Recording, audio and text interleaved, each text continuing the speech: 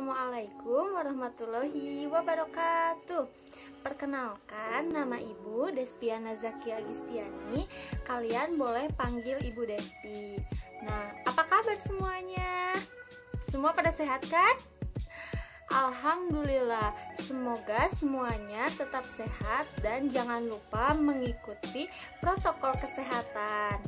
Nah, hari ini kita akan belajar mengenai kegiatan manusia yang dapat memengaruhi siklus air dan dampak dari kegiatan manusia terhadap peristiwa di bumi dan kelangsungan makhluk hidup. Sebelumnya, Ibu akan membacakan tujuan pembelajaran kali ini.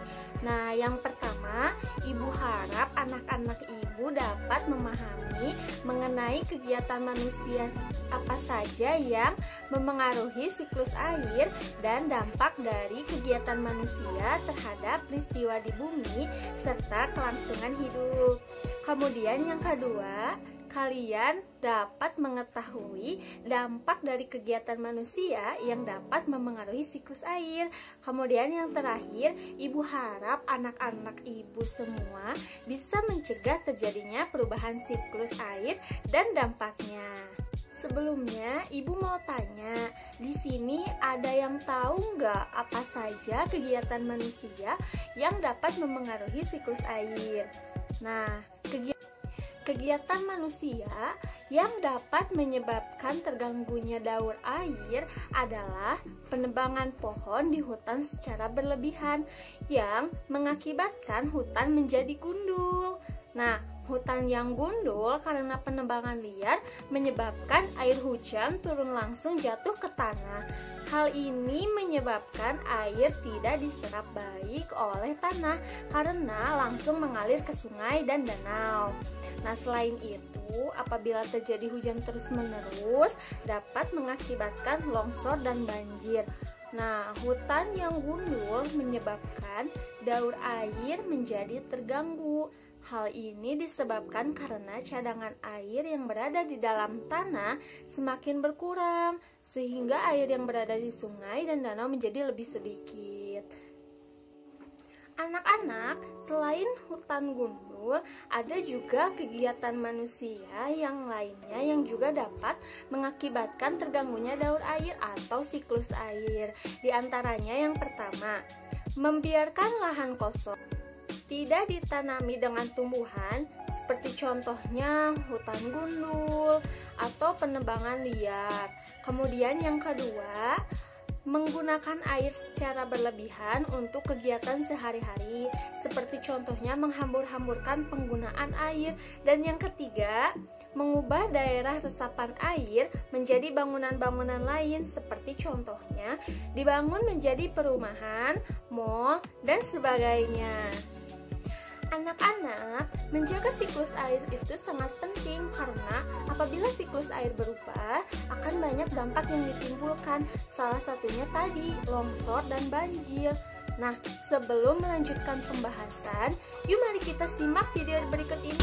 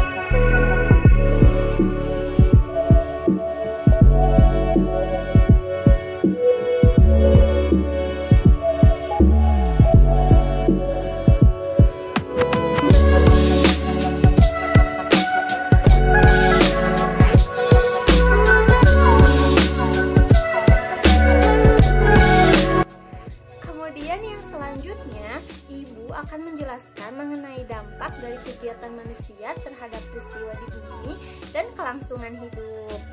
Nah, anak-anak, yang pertama itu ada hujan asam. Ada yang tahu nggak hujan asam itu apa? Coba komen di kolom komentar ya. Nah, Baiklah, Ibu akan menjelaskan. Nah, hujan asam adalah hujan dengan pH di bawah 5,6. pH air hujan yang ideal itu 6,1 sampai 7. Nah, hujan asam ini tentunya bersifat asam. Air hujan yang asam akan meningkatkan kadar keasaman tanah dan air permukaan yang terbukti berbahaya bagi kehidupan ikan dan tanaman. Hujan asam ini adalah salah satu jenis bencana loh anak-anak yang harus kita hindari. Nah, kalian sudah mengerti kan apa itu hujan asam? Baiklah, Ibu akan menjelaskan mengenai pencemaran air. Apa itu pencemaran air? Ada yang tahu? Ayo coba komen di bawah ini. Pencemaran air adalah suatu perubahan keadaan di suatu tempat penampungan air seperti danau, sungai, lautan, dan air tanah akibat aktivitas manusia. Danau, sungai, lautan, dan air tanah merupakan salah satu bagian penting dalam siklus hidrologi.